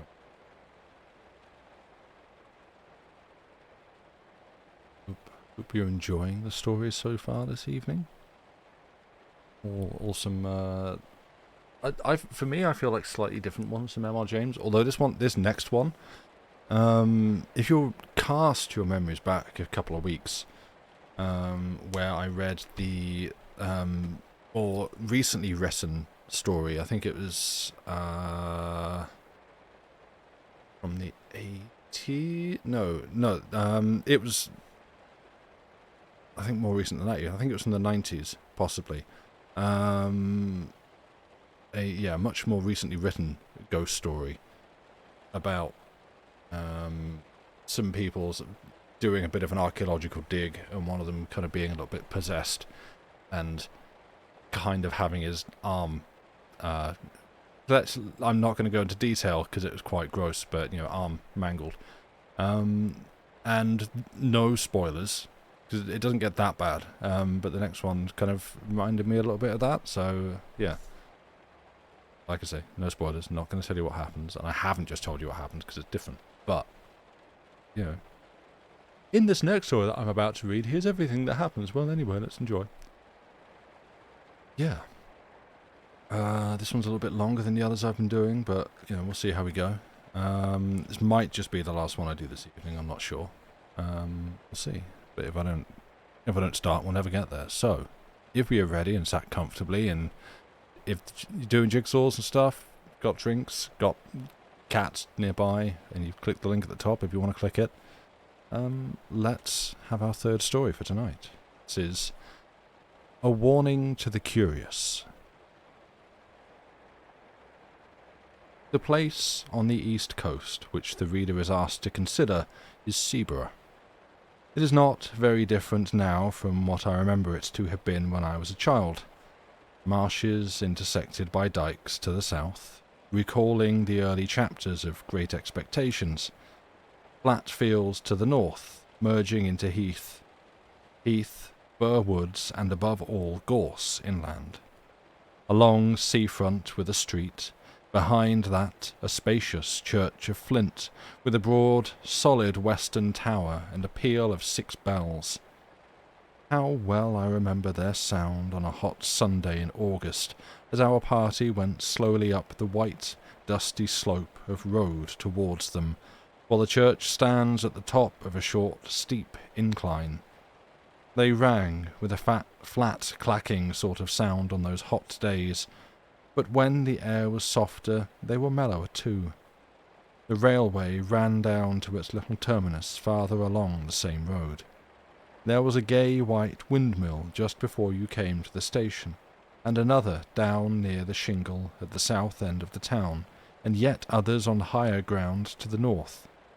There were cottages of bright red brick with slate roofs. But why do I encumber you with these commonplace details? The fact is that they come crowding to the point of the pencil when it begins to write of Neighbour. I should like to be sure that I had allowed the right ones to get onto the paper, but I forgot. I have not quite done with the word painting business yet. Walk away from the sea and the town, past the station, and turn up the road on the right. It is a sandy road, parallel with the railway, and if you follow it, it climbs to somewhat higher ground. On your left, you are now going northward, is heath, and on your right, the side towards the sea, is a belt of old firs, wind-beaten, thick at the top, with the slope that old seaside trees have. Seen on the skyline from the train, they would tell you in an instant, if you did not know it, that you were approaching a windy coast. Well, at the top of my little hill, a line of these firs strikes and runs towards the sea, for there is a ridge that goes that way, and the ridge ends in a rather well-defined mound, commanding the level fields of rough grass, and a little knot of fir trees crowns it. And here you may sit on a hot spring day, very well content to look at blue sea, white windmills, red cottages, bright green grass, church tower, and distant Martello Tower on the south. As I have said, I began to know Neighbour as a child, but a gap of a good many years still separates my early knowledge from that which is more recent. Still it keeps its place in my affections, and any tales of it that I pick up have an interest for me. One such tale is this. It came to me in a place very remote from Neighbour, and quite accidentally from a man whom I had been able to oblige enough in his opinion to justify his making me his confidant to this extent. "I know all that country more or less," he said. "I used to go to Neighbour pretty regularly for golf in the spring. I generally put up at the Bear with a friend. Henry Long, it was. You knew him, perhaps?" "Slightly," I said. "And we used to take a sitting room and be very happy there. Since he died, I haven't cared to go there, and I don't know that I should, anyhow, after the particular thing that happened on our last visit." It was in April 1922 we were there, and by some chance we were almost the only people in the hotel, though the ordinary public rooms were practically empty, and we were the more surprised when, after dinner, our sitting-room door opened, and a young man put his head in. We were aware of this young man. He was rather a rabbity, anemic subject, light hair and light eyes, but not unpleasing. So when he said, "I beg your pardon, is this a private room?" we did not growl and say, "Yes, it is," but Long said, or I did, no matter which, "Please come in." "Oh, may I?" he said, and seemed relieved. Of course, it was obvious that he wanted company, and as he was a reasonable kind of person, not the sort to bestow his whole family history on you, we urged him to make himself at home. "I dare say you find the other rooms rather bleak," I said. Yes, he did, but it was really too good of us, and so on. That being got over, he made some pretense of reading a book. Long was playing patience, I was writing. It became plain to me after a few minutes that this visitor of ours was in rather a state of fidgets or nerves, which communicated itself to me, and so I put away my writing and turned to at engaging him in talk. After some remarks, which I forget, he became rather confidential. "You'll think it very odd of me," this was the sort of way he began, "but the fact is, I've had something of a shock. Well, I recommended a drink of some cheering kind, and we had it. The waiter coming in made an interruption, and I thought our young man seemed very jumpy when the door opened, but after a while he got back to his woes again. There was nobody he knew in the place, and he did happen to know who we both were. It turned out there was some common acquaintance in town, and really he did want a word of advice if we didn't mind. Of course, we both said, by all means, or not at all, and Long put away his cards, and we settled down to hear what his difficulty was.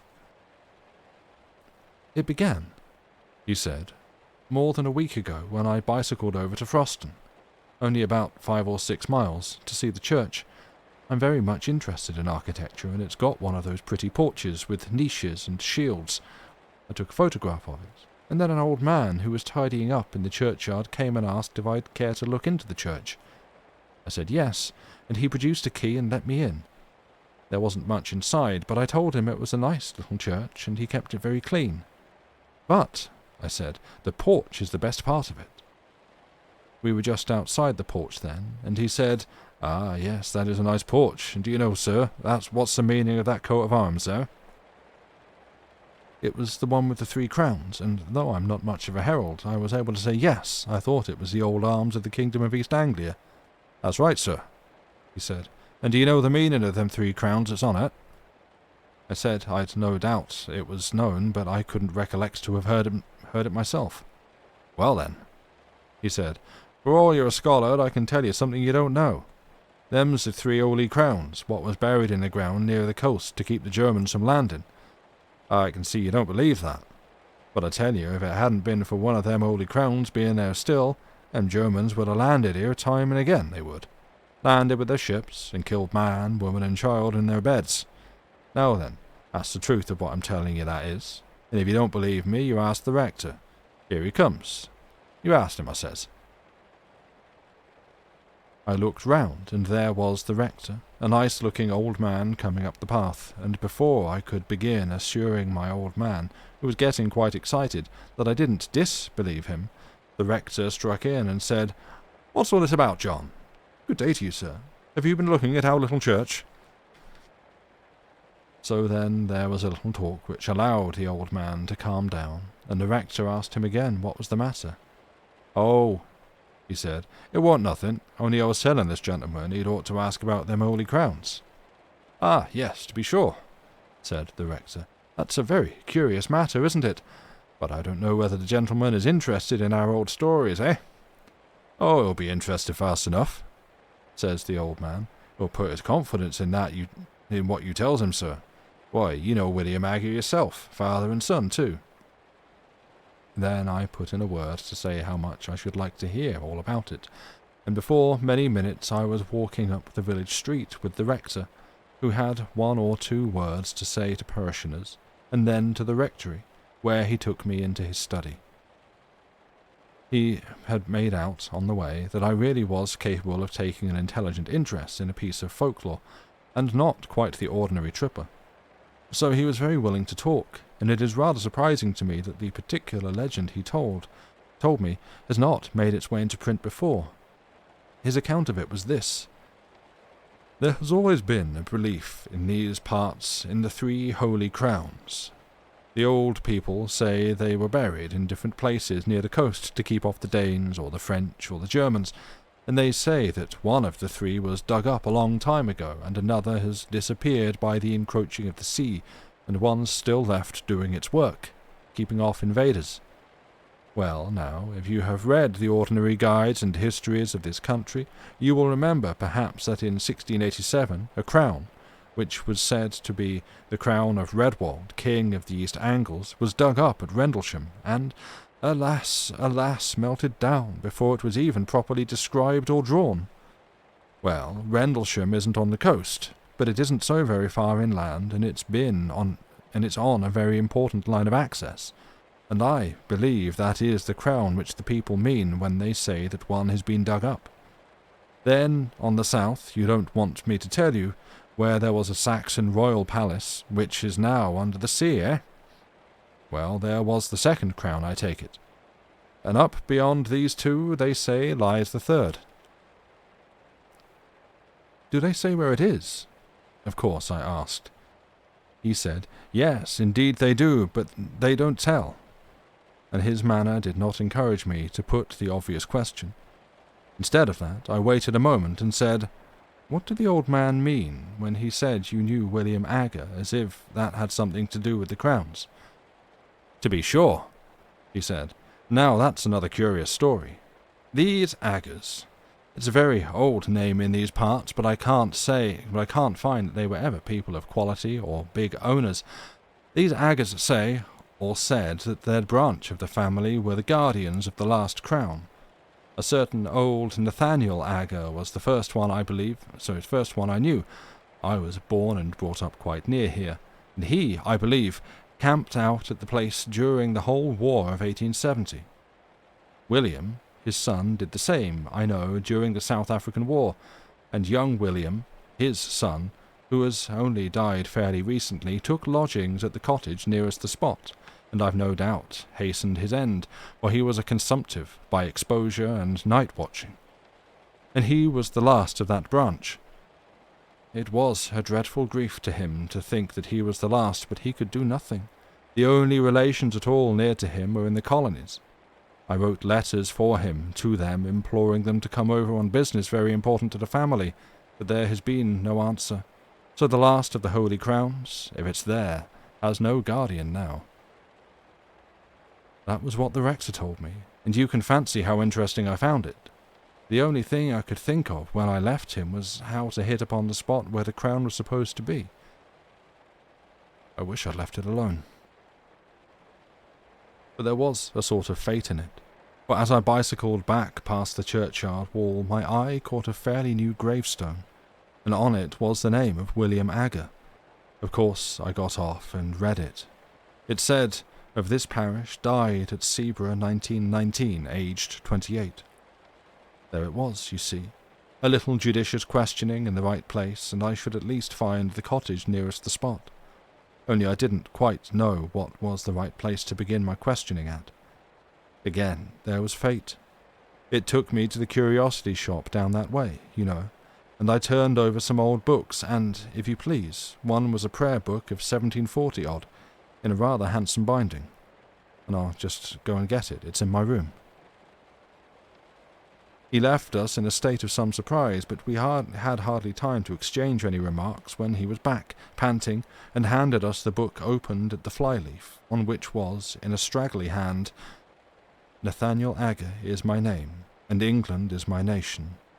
Neighbour is my dwelling place, and Christ is my salvation. When I am dead and in my grave, and all my bones are rotten, I hope the Lord will think on me when I am quite forgotten." This poem was dated 1754, and there were many more entries of Aggers, Nathaniel, Frederick, William, and so on, ending with William, 1909. "You see," he said, "anybody would call it the greatest bit of luck. I did, but I don't now. Of course, I asked the shopman about William Agger, and of course he happened to remember that he lodged in a cottage in the North Field and died there. This was just chalking the road for me. I knew which the cottage must be. There was only one sizable one about there. The next thing was to scrape some sort of acquaintance with the people, and I took a walk that way at once. The dog did the business for me. He made at me so fiercely that they had to run out and shoo him off, and then naturally begged my pardon, and we got to talk. I had only to bring up Agger's name and pretend I knew, or thought I knew, something of him, and then the woman said how sad it was him dying so young, and she was sure it came of him spending the night out of doors in the cold weather. Then I had to say, did he go out on the sea at night? And she said, oh, no, it was on the hillock yonder with the trees on it. And there I was. I know something about digging in these barrows. I've opened many of them in the down country, but that was with owner's leave and in broad daylight with men to help. I had to prospect very carefully here before I put a spade in. I couldn't trench across the mound, and with those old firs growing there, I knew there would be awkward tree roots. Still, the soil was very light and sandy and easy, and there was a rabbit hole also that might be developed into a sort of tunnel. The going out and coming back at odd hours to the hotel was going to be the awkward part. When I made up my mind about the way to excavate, I told the people that I was called away for a night, and I spent it out there. I made my tunnel. I won't bore you with the details of how I supported it and filled it in when done, so when I'd done, but the main thing is that I got the crown. Naturally, we both broke out into exclamations of surprise and interest. I, for one, had long known about the finding of the crown at Rendlesham and had often lamented its fate.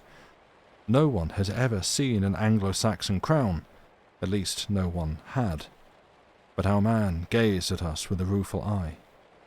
"Yes," he said, "and the worst of it is I don't know how to put it back." "Put it back?" we cried out. "Why, my dear sir, you've made one of the most exciting finds ever heard of in this country. Of course it ought to go to the jewel house at the tower. What's your difficulty? If you're thinking about the owner of the land and treasure trove and all that, we can certainly help you through. Nobody's going to make a fuss about technicalities in a case of this kind." Probably more was said, but all he did was to put his face in his hands and mutter, "I don't know how to put it back." At last Long said, "You'll forgive me, I hope, if I seem impertinent, but are you quite sure you've got it?" I was wanting to ask much the same question myself, for, of course, the story did seem a lunatic's dream when one thought over it, but I hadn't quite dared to say what might hurt the poor young man's feelings. However, he took it quite calmly, really with the calm of despair, you might say. He sat up and said, "Oh, yes, there's no doubt of that. I have it here in my room locked up in my bag. You can come and look at it if you like. I won't offer to bring it here." We were not likely to let the chance slip. We went with him. His room was only a few doors off. The boots was just collecting shoes in the passage, or so we thought. Afterwards, we were not sure. Our visitor, his name was Paxton, was in the worse state of shivers than before, and went hurriedly into the room and beckoned us after him, turned on the light, and shut the door carefully. Then he unlocked his kit bag and produced a bundle of clean pocket handkerchiefs in which something was wrapped, laid it on the bed, and undid it. I can now say that I have seen an actual Anglo-Saxon crown. It was of silver, as the Rendlesham one is always said to have been. It was set with some gems, mostly antique intaglios and cameos, and was of rather plain, almost rough workmanship. In fact, it was like those you see on the coins and in the manuscripts. I found no reason to think it was later than the 9th century. I was intensely interested, of course, and I wanted to turn it over in my hands, but Paxton prevented me. "Don't you touch it," he said. "I'll do that." And with a sigh that was, I declare to you, dreadful to hear, he took it up and turned it about so that we could see every part of it. "Seen enough?" he said at last, and we nodded. He wrapped it up and locked it in his bag and stood looking at us dumbly. "Come back to our room," Long said, "and tell us what the trouble is." He thanked us and said, "Will you go first and see if the coast is clear?" That wasn't very intelligible, for our proceedings hadn't been, after all, very suspicious, and the hotel, as I said, was practically empty. However, we were beginning to have inklings of... we didn't know what, and anyhow nerves are infectious. So we did go, first peering out as we opened the door, and fancying, I found we both had the fancy, that a shadow, or more than a shadow, but it made no sound, passed from before us to one side as we came out into the passage. "It's all right," we whispered to Paxton. Whispering seemed the proper tone, and we went, with him between us, back to our sitting room. I was preparing, when we got there, to be ecstatic about the unique interest of what we had seen, but when I looked at Paxton I saw that would be terribly out of place, and I left it to him to begin. "What is to be done?" was his opening. Long thought it right, as he explained to me afterwards, to be obtuse, and said, "Why not find out who the owner of the land is, and inform—" Oh, no, Paxton broke in impatiently. "I beg your pardon, you've been very kind, but you don't see it's got to go back, and I daren't be there at night, and daytime's impossible. Perhaps, though, you don't see. Well, then, the truth is that I've never been alone since I touched it." I was beginning some fairly stupid comment, but Long caught my eye and stopped. Long said, "I think I do see, perhaps. But wouldn't it be a relief to tell us a little more clearly what the situation is?" Then it all came out. Paxton looked over his shoulder and beckoned to us to come nearer to him and began speaking in a low voice. We listened most intently, of course, and compared notes afterwards, and I wrote down our version, so I am confident I have what he told us, almost word for word. He said, "It began when I was first prospecting and put me off again and again. There was always somebody, a man, standing by one of the firs. This was in daylight, you know. He was never in front of me. I always saw him with the tail of my eye on the left or the right, and he was never there when I looked straight for him. I would lie down for quite a long time and take careful observations and make sure there was no one. And then, when I got up and began prospecting again, there he was. And he began to give me hints besides, for wherever I put that prayer book, short of locking it up, which I did at last, when I came back to my room it was always out on my table, open at the flyleaf, where the names are, and one of my razors across it to keep it open. I'm sure he just can't open my bag, or something more would have happened. You see, he's light and weak, but all the same I daren't face him. Well, then, when I was making the tunnel, of course it was worse, and if I hadn't been so keen I should have dropped the whole thing and run. It was like someone scraping at my back all the time. I thought for a long time it was only soil dropping on me, but as I got nearer the crown, it was unmistakable. And when I actually laid it bare and got my fingers into the ring of it and pulled it out, there came a sort of cry behind me. Oh, I can't tell you how desolate it was, and horribly threatening too. It spoiled all my pleasure in my find, cut it off that moment. And if I hadn't been the wretched fool I am, I should have put the thing back and left it. But I didn't. The rest of the time was just awful. I had hours to get through before I could decently come back to the hotel. First I spent my time filling up the tunnel and covering my tracks, and all the while he was there trying to thwart me. Sometimes, you know, you see him and sometimes you don't, just as he pleases, I think. He's there, but he has some power over your eyes. Well, I wasn't off the spot very long before sunrise, and then I had to get to the junction for Sebra and take a train back. And though it was daylight fairly soon, I don't know if that made it much better. There were always hedges or gorse bushes or park fences along the road, some sort of cover, I mean, and I was never easy for a second. And then when I began to meet people going to work, they always looked behind me very strangely. It might have been that they were surprised at seeing anyone so early, but I didn't think it was only that, and I don't know. They didn't look exactly at me, and the porter at the train was like that too, and the guard held open the door after I'd got into the carriage, just as he would if there was somebody else coming, you know. Oh, you may be very sure it isn't my fancy, he said with a dull sort of laugh, and then he went on. And even if I do get it put back, you won't forgive me. I can tell that. And I was so happy a fortnight ago. He dropped into a chair, and I believe he began to cry.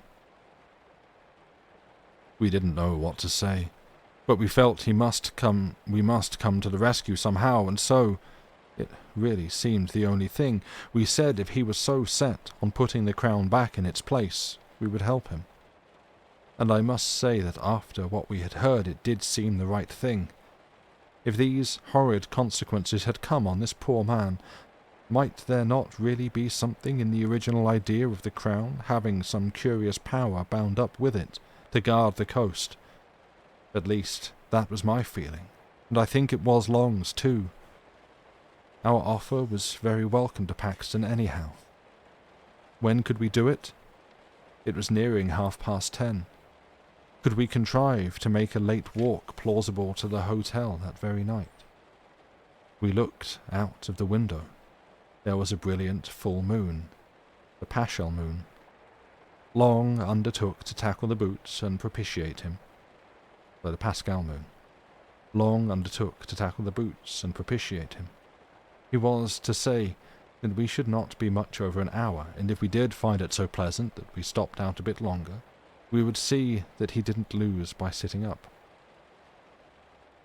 Well, we were pretty regular customers at the hotel, and did not give much trouble, and were considered by the servants to be not under the mark in the way of tips, and so the boots was propitiated, and let us out onto the seafront, and remained, as we heard later, looking after us. Paxton had a large coat over his arm, under which was the wrapped-up crown. So we were off on this strange errand before we had time to think how very much out of the way it was. I have told this part quite shortly on purpose, for it really does represent the haste with which we settled our plan and took action.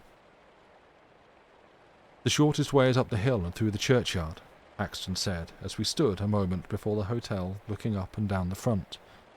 There was nobody about. Nobody at all. Seaborough, out of the season, is an early, quiet place.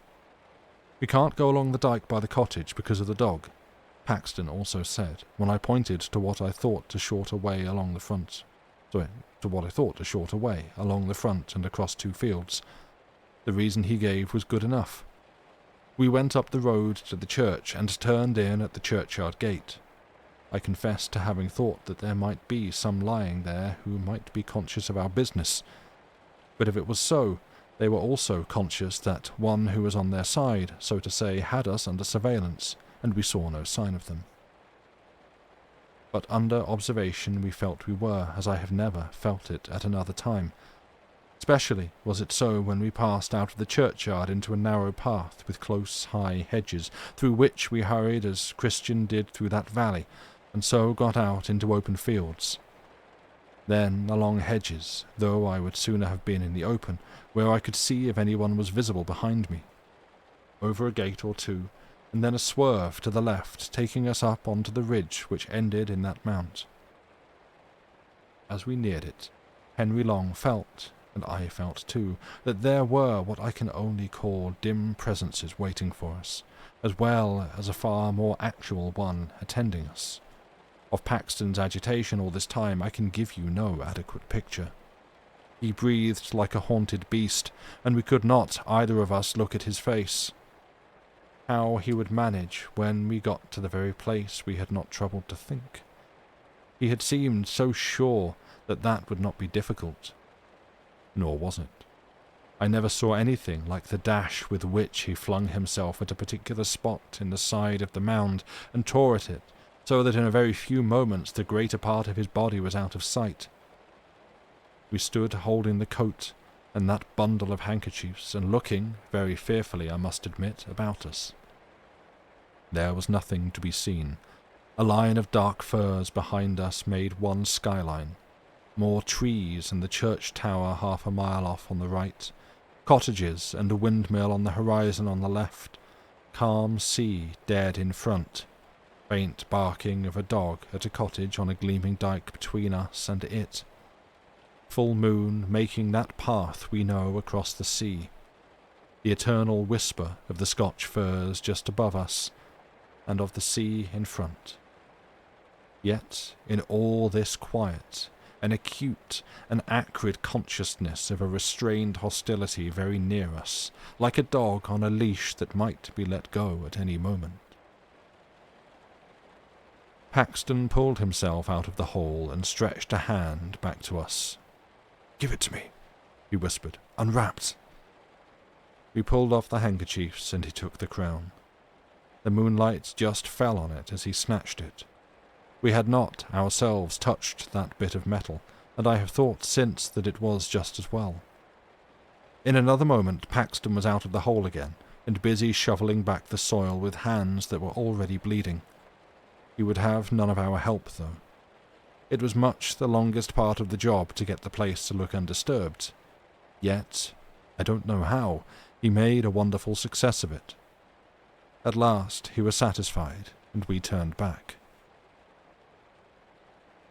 We were a couple of 100 yards from the hill when Long suddenly said to him, "I say, you've left your coat there. That won't do. See?" And I certainly did see it. The long dark overcoat lying where the tunnel had been. Paxton had not stopped, however. He only shook his head and held up the coat on his arm. and when we joined him, he said, without any excitement, but as if nothing mattered any more, "That wasn't my coat." And, indeed, when we looked back again, that dark thing was not to be seen. Well, we got out onto the road and came rapidly back that way. It was well before 12 when we got in, trying to put a good face on it, and saying, Long and I, what a lovely night it was for a walk. The Boots was on the lookout for us, and made remarks like that for his and we made remarks like that for his edification as we entered the hotel. He gave another look up and down the seafront before he locked the front door, and said, "You didn't meet many people about, I suppose, sir?" "No, indeed, not a soul," I said, at which I remember Paxton looked oddly at me. "Only I thought I see someone turn up the station road after you gentlemen," said the Boots. "Still, you was three together, and I don't suppose he meant mischief." I didn't know what to say. Long merely said, "Good night," and we went off upstairs, promising to turn out all lights and to go to bed in a few minutes. Back in our room, we did our very best to make Paxton take a cheerful view. "There's the crown safe back," we said. "Very likely you'd have done better not to touch it," and he heavily assented to that. "But no real harm has been done, and we shall never give this away to anyone who would be so mad as to go near it. Besides, don't you feel better yourself?" "I don't mind confessing," I said, "that on the way there I was very much inclined to take your view about being followed. But going back, it wasn't at all the same thing, was it?" "No, it wouldn't do. You've nothing to trouble yourselves about," he said, "but I'm not forgiven. I've got to pay for that miserable sacrilege still. I know what you were going to say. Church might help. Yes, but it's the body that has to suffer. It's true I'm not feeling that he's waiting outside for me just now, but—" Then he stopped. Then he turned to thanking us, and we put him off as soon as we could. And naturally we pressed him to use our sitting room next day, and said we should be glad to go out with him. Or did he play golf, perhaps? Yes, he did, but he didn't think he should care about that tomorrow. Well, we recommended him to get up late and sit in our room in the morning while we were playing, and we would have a walk later in the day. He was very submissive and piano about it all, ready to do just what we thought best, but clearly quite certain in his own mind that what was coming could not be averted or palliated. You'll wonder why we didn't insist on accompanying him to his home and seeing him safe into the care of brothers or someone. The fact was, he had nobody. He had a flat in town, but lately he had made up his mind to settle for a time in Sweden, and had dismantled his flat and shipped off his belongings, and was whiling away a fortnight or 3 weeks before he made a start. Anyhow, we didn't see what we could do better than sleep on it, or not sleep very much, as was my case, and see what we felt like tomorrow morning. We felt very different, Long and I, on as beautiful an April morning as you could desire, and Paxton also looked very different when we saw him at breakfast. "The first approach to a decent night I seem ever to have had," was what he said. But he was looking to do as we had settled. But he was going to do as we had settled. Stay in, probably, all the morning, and come out with us later. We went to the links. We met some other men and played with them in the morning, and had lunch there rather early, so as not to be late back. All the same, the snares of death overtook him. Whether it could have been prevented, I don't know. I think he would have been got at somehow, do what we might. Anyhow, this is what happened. We went straight up to our room. Paxton was there, reading quite peaceably. "Ready to come out shortly?" said Long. Say in half an hour's time. "Certainly," he said. And I said we would change first and perhaps have baths and call for him in half an hour. I had my bath first, and went and lay down on my bed and slept for about 10 minutes. We came out of our rooms at the same time and went together to the sitting room. Paxton wasn't there. only his book. Nor was he in his room, nor in the downstairs room. We shouted for him. The servant came out and said, "Why, I thought you gentlemen has gone out already, and so did the other gentleman. He heard you a-calling from the path there and run out in a hurry, and I looked out of the coffee room window, but I didn't see you. However, he run off down the beach that way." Without a word, we ran that way too. It was the opposite direction to that of last night's expedition. It wasn't quite 4 o'clock, and the day was fair, though not so fair as it had been, so there was really no reason, you'd say, for anxiety. With people about, surely a man couldn't come to much harm. But something in our looks as we ran out must have struck the servant, for she came out on the steps and pointed and said, "Yes, that's the way you went." We ran on as far as the top of the shingle bank, and there pulled up. There was a choice of ways, past the houses on the seafront, or along the sand at the bottom of the beach, which, the tide being now out, was fairly broad.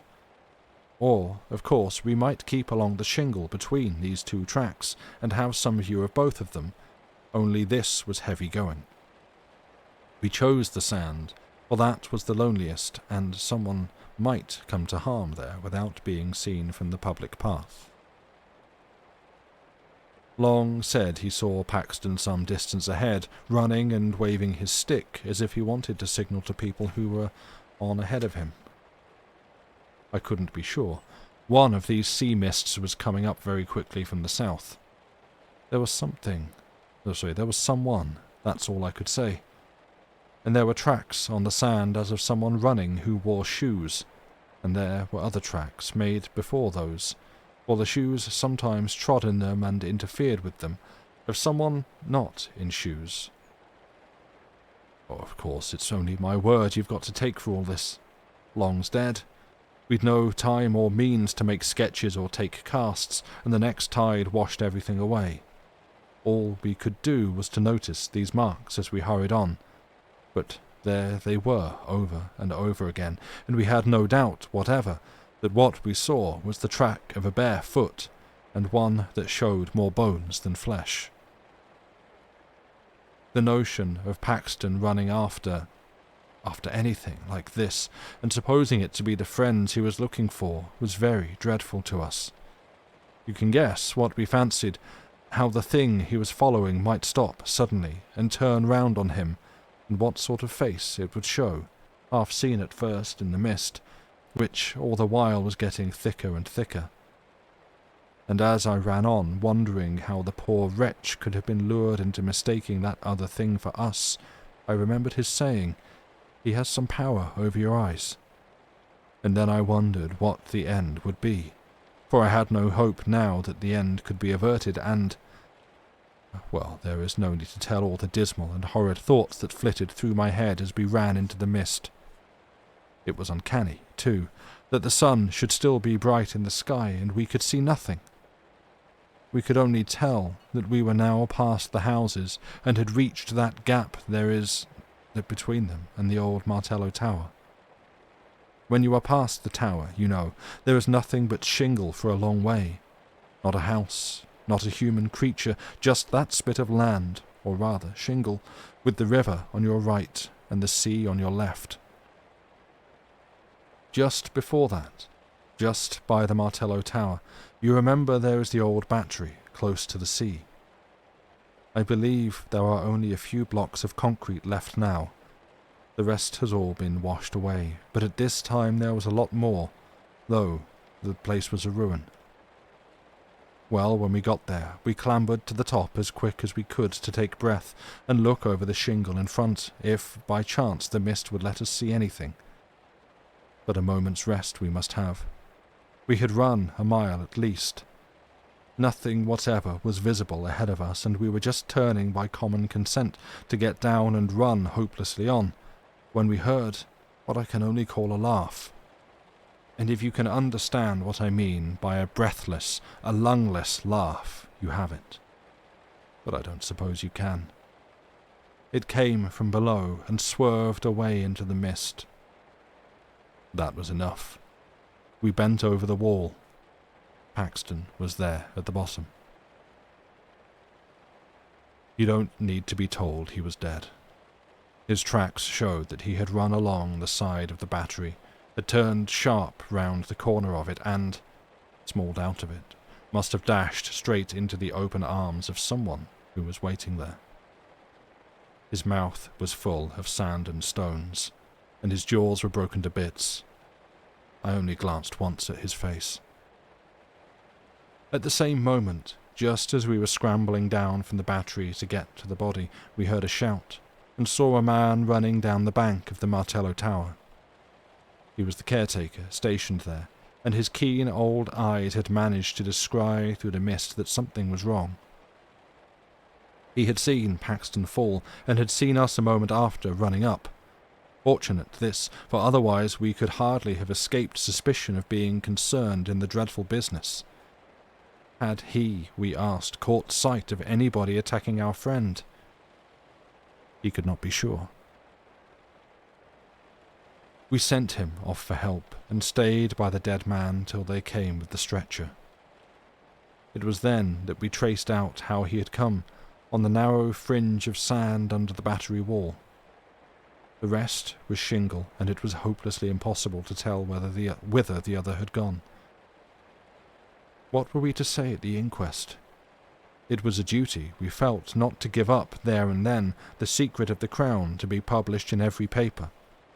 I don't know how much he would have told, but what we did agree upon was this: to say that we had only made acquaintance with Paxton the day before, and that he had told us he was under some apprehension of danger at the hands of a man called William Agger.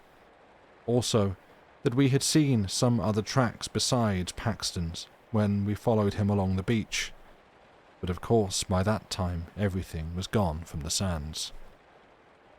No one had any knowledge, fortunately, of any William Agger living in the district.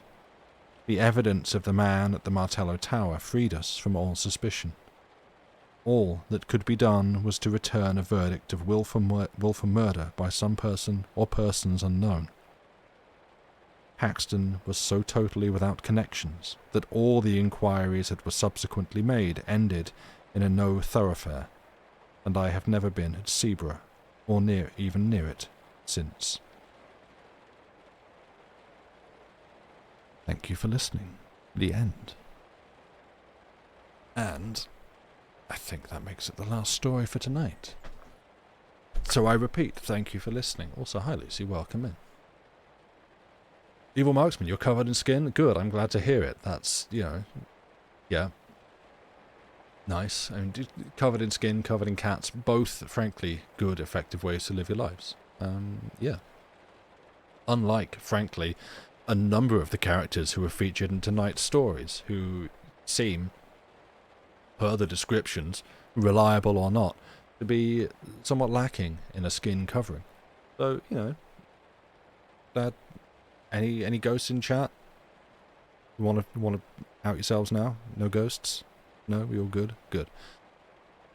Spooky. Yeah, and Lucy, you got here just in time to catch the end of a story about someone who went a little bit too eager digging in a barrow, found a cursed crown and got himself cursed. Lol. Whoops. But yeah, I will save for a future stream. I had one other prepared that's quite a short one about... I'm going to say it now because you'll all forget for when I come back to it, about a Cockney owl. So you can enjoy that. There shouldn't be crowns in barrows? No. There shouldn't. But there was, and, even worse than having a crown in a barrow, is it a Saxon crown, something like that? Worse, bronze circlet, what about a silver crown that was keeping the country safe from Germans? And worse than a crown being in a barrow is taking the crown out of the barrow and getting yourself cursed. Yeah, I know. Right, shouldn't do it. Don't do it. But anyway, that has brought us to the end of tonight's stories and the end of tonight's stream. Or is it? I'm not going to read. We'll put that aside for the future. I mean, what I don't know is whether the crown what I don't think is expressed in the story is whether the crown was put into the barrow as part of the burial process, or whether at a different time and date that is where it was chosen to be buried, such that its protective influence could be best exerted from that place. That might be how it got there. But yeah, that's where we're done. Oh, Dave is still going. We could go say hi to Dave. Let's go do that. Let's save all of you some hassle, because I know that probably anyone here is watching Dave. You think Dave's finishing up? Good. Let's raid over there first. Let's make it his problem. Right. Damn it. Okay. I'm gonna go. We'll be back probably Wednesday, I think. I don't know if we're doing anything before then. Thank you for being here. Have a wonderful audience. Be a great rest of the weekend. My brain's gone. Sorry. I will see you next time, and so will Lucy. Goodbye. Thank you. Bye. We're going now. Bye. We're all fine here. How are you? Goodbye.